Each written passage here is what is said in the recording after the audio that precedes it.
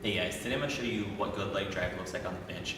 Leg drive is really important because it's going to create a lot more stability so that you have more control over your bench press. When you're getting tired, you're not going to wobble, you're going to be able to finish a really difficult set.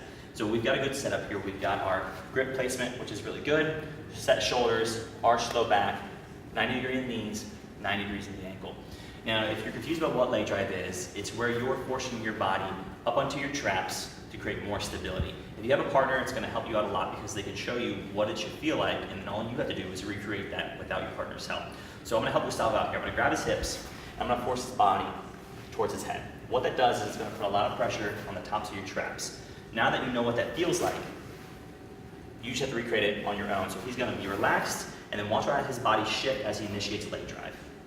Right? So when he's ready to bench now, he's going to have a lot more stability. That leg drive should begin before you even unrack the bar, and it's not going to end until you put it back on the safeties and you're done with your sit.